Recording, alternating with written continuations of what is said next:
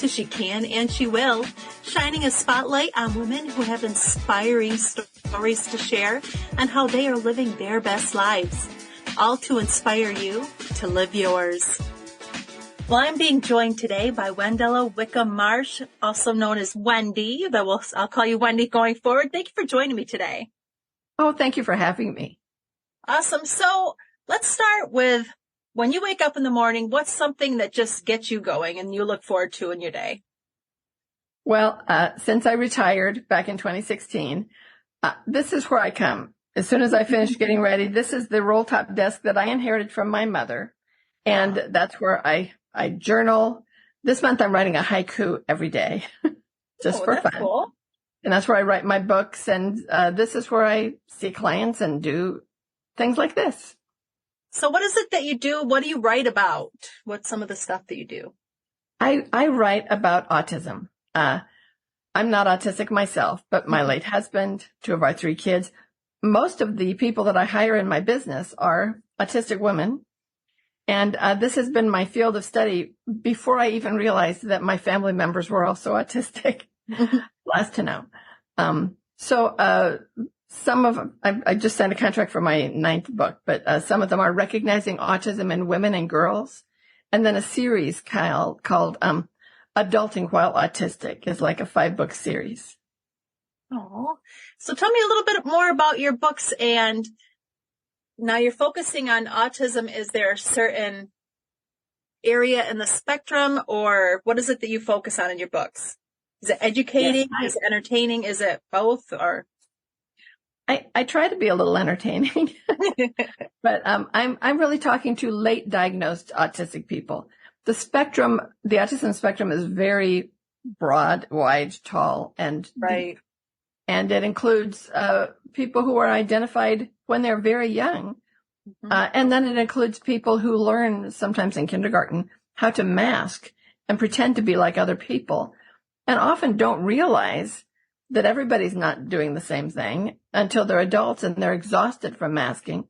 And they realize everybody else is not thinking about eye contact constantly or creating systems for how to perform social conversation.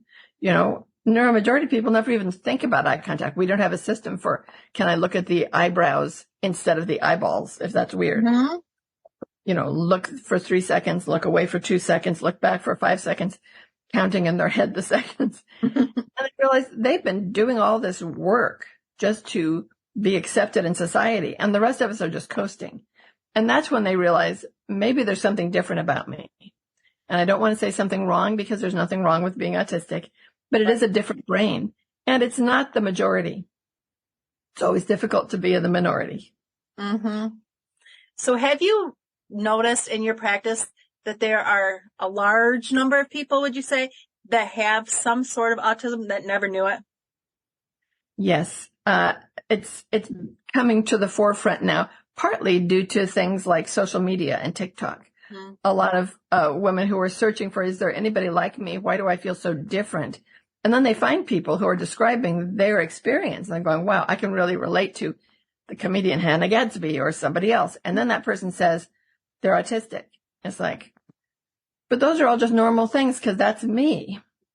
And sometimes it's because one of their children is diagnosed, and they say, no, that's just typical childhood behavior. That was me as a child. And then realize, oh, they've been autistic all along and just didn't know it. It's eye-opening.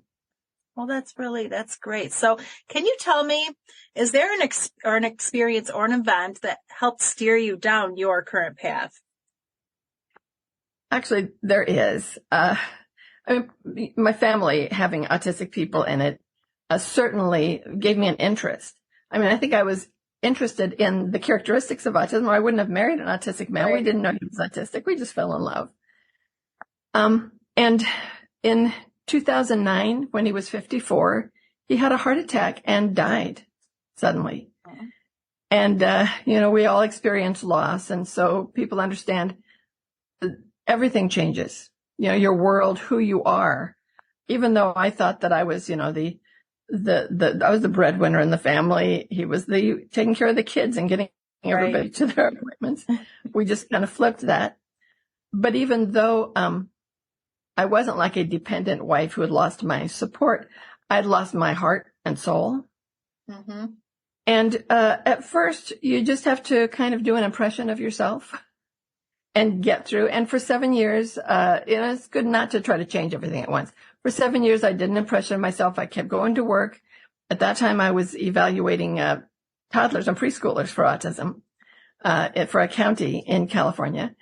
And after 7 years, I kind of realized, okay, now it's time for a change. Gathered up, at the time, 3 disabled children, 2 elderly cats, left California. And I tell you, the last 5 days as we were packing up that van, it was 108 every single day. Ugh. And we were moving to Oregon. So every day I'd look at the weather and say, okay, it's 108 again, but it's 78 in Oregon. We're going there. I had sisters here. We could breathe the air. The water falls right out of the sky for free. And I thought, I'm taking early retirement. I'm just going to maybe write a book for teachers. I used to be a teacher. Maybe see 1 or 2 private clients to consult about autism. And 7 years after that, I now have, just signed a contract for my 8th book with my publisher. I'm the CEO of a nationwide practice providing autism assessment for adults. And most of the clinicians I hire are autistic or neurodivergent themselves. So they really understand. If David had not died, we would be, doing crossword puzzles together, reading out loud to each other when we found something interesting, going to the farmer's market. And I would have been very, very happy. I would not have felt like something was missing from my life. But now it's a new world and I have a new happiness, Mm-hmm. And I do love my life.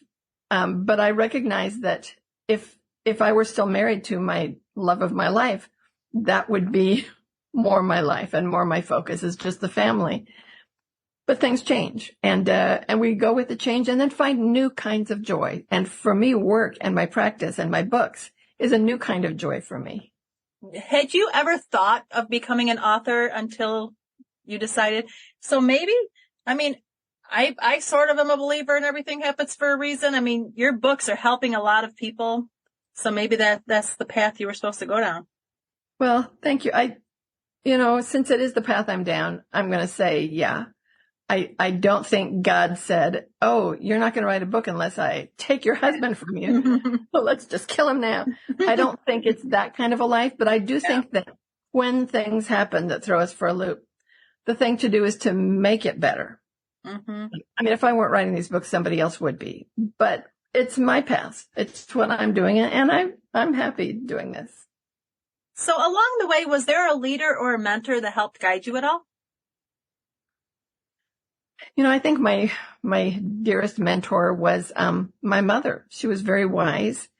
And back in the late 50s, well, when I started kindergarten, probably 59, she went back. She started teaching kindergarten at a time when mothers didn't work, unless they were really poor, which we weren't. They stayed home when they had children. And she was very intelligent, and she went back to work, and we were fine. She taught kindergarten until after my dad got a doctorate. She went back to school. And when I graduated from high school, she got her doctorate. Wow. They took early retirement and started a consultation program, the 2 of them, Whitcomb Consultation Services. And they worked with, big businesses and huge corporations to help them with conflict management and organizational development as a team. My parents were a great team. One time, the one that I think was a real leadership example for me was in the 70s. They got a contract that my dad signed with them for this. I think it was some kind of a naval shipyard or something. It was huge.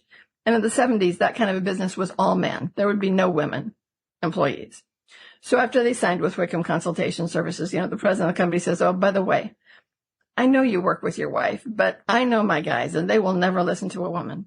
So, don't bring the little lady. We just want you. So my dad said, went home, talked to my mom about it. And they realized that really it didn't take 2 of them to do that presentation. Either one of them could do the whole thing alone. So the morning of the first day of this 5-day training process came along and my dad stayed home And my mom showed up. She never said a word about how they had said, don't bring the little lady. Mm-hmm. She just showed up full of grace and wisdom, and she did her job, and they fell in love with her. By the end, they presented her with a hard hat with her name on it. Suzanne Whitcomb. And that was an example to me, because back then I was a young, I was probably in my, 20s? I don't know. But I was, still forming as what is a woman in society, and having seen her as a gentle, quiet person still shows such strength in walking into that place where she knew she wasn't wanted, but she knew she could make a difference. And that was a real example to me. That's really strong to be able to stand up to that, because I know some people can't. And in the 70s, it was difficult, but even now I've been in offices, because I've worked so many different places, and I've been in offices where everybody that is like vice president up, everybody's a male. And it's still, even now, hard to break through sometimes in these companies. Yeah. Yeah. I kind of thought we'd be further along by now, but yeah, we're trying. So if someone was looking at your career and your life as a guiding force, what are some of the tips that you would give them to help them along the way, so that because I know I've had a lot of stumbles to get to where I am. If you were going to help someone to not have some of those stumbles, what are some tips you would give? Well, be prepared to pivot. I mean, I'd had a long career in the educational field. I was a teacher for 20 years, special ed teacher. Then I was a school psychologist, educational psychologist for 20 years. And then I pivoted again. I mean, those were pivots mid-career. And at retirement, I did a full pivot away from education, working with kids and just working with adults. So be prepared to pivot, and also hire smart people and listen to them. Yes. If I didn't have my team, I would not be doing this. So yeah, listen, and people who share your vision. If you can surround yourself with people who share your vision, who care, who you can trust, then listen to them. If they tell you to do something differently, really listen. That doesn't mean do everything everyone says, but take everything into account and give it the respect that it deserves. Like lean into your team's expertise is always, yes. Yep. So moving ahead into the future, what are some of the things you're going to be focusing on? I know you have a new book coming out, but what else do you have coming up, and what are your plans? Oh, one of my team members is moving into a clinical director role. They have a lot of experience and skill in that area, so that I'll be doing less of the day-to-day work, which I'm excited about. Yeah. Excuse me. The book I'm just writing now is Working While Autistic, the 5th in the Adulting While Autistic series. And I do enjoy that. I also enjoy speaking, whether it's in a podcast like this. I love getting to chat with you. Or other things that kind of shut down during the pandemic. I haven't done very much speaking since then. But I like talking to people about things that are important to us. But the latest thing, and this is like a complete pivot, but this is like what I do in my free time, on my weekends. And it sounds weird to say it, but I'm going to say it. I started a church. It's called the Swan Church. SWAN stands for Scripture and Worship for All Neurotypes. And not just neurotypes, but also gender identities. There's a lot of people out there, and 2 of my kids have given me permission to share that they are both autistic and transgender. Okay. It's difficult to find acceptance in a world. Especially a religious world. Yes. And there are people who might not feel welcome in their church anymore. Or maybe they can't come out to their grandma. Or maybe they've been kicked out by their parents. And so the Swan Church is basically just a bunch of little videos talking about faith and all the different faiths, Buddhism and everything. We're non-denominational, even agnosticism, atheism, and talking about different prayers, different scriptures, and messages about trying to find an in-person church where you can feel comfortable. Partly because, maybe somebody needs a blue-haired little old lady grandma type to say, you are lovable and valuable just the way you are. Be true to yourself. with the high suicide incidence with this population, we all want to do what we can. And my future goal for that down the road, right now, it's just a little online asynchronous. You go to the website, which is about to launch, and you just see what you want to listen to and see if it does anything for you. We don't accept any money because it doesn't cost me anything to talk to a camera. And we don't tell people how to vote because this is not about that. Mm-hmm. It's just to support people. But down the road, I want to start a project called the Swan Cottages, where we will be building little, housing for people who are, hopefully people who are maybe transgender and autistic, or who need a place to stay at rates that they can afford. That's a dream of mine. And at age 70, starting off on a new project like this, it's like, what am I doing? But you know what? I'm excited to do this. And I think I've got another 10 or 20 years to keep her. Yes. And plus you can get people on board with you to help carry on your story. You should connect with, there's a lady, it's called Free Mom Hugs. I don't know if you've ever heard of her. I have. Yes. You made me think of her when you were saying that, because she'll come and if somebody's parents have disowned them and you want to get married, she'll come and be that mom that you need. And that's where it sounds like that's the type of person that you guys should connect and I can marry people. Oh, so that's awesome. Yeah, I'm ordained, but also my doctorate is a religious studies doctorate in pastoral counseling with an emphasis on autism. So that is a thing that I can do. If somebody wants to get married, probably online until I have some cottages for people to come to in person. But yeah, and then the mom, Free Hugs from Mom could be the mom. Mm-hmm. I just, we want people to be happy and accepted. Yes. And to live the life that they were given, mm-hmm. that they, we're not all necessarily, God didn't create us to be the body that we were born into. And I think that's because God loves diversity, not because God makes mistakes. Mm-hmm. So and everybody should just be allowed to live their best and happiest life, and nobody else should have any influence on that, I feel. That's right. It's nobody's business. Mm-hmm. Totally agree with you. What's one tip that you would give people to inspire them today to get motivated on whatever journey that they're on? I would say be bold, but also wise. So, don't quit your day job and mortgage your house to the hilt to start a business that you haven't researched, but do go forward. One of my favorite quotes is by Goethe, and it is, whatever you can do or dream you can, begin it. Mm-hmm. Boldness has genius, power, and magic in it.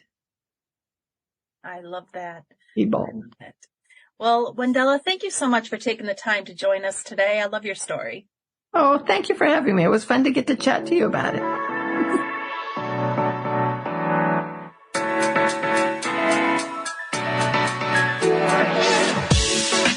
Thank you for listening. Check out more episodes of She Can and She Will on your favorite podcast provider. Also visit thecountrymompreneur.com to check out my book, She Can and She Will, also available on Amazon.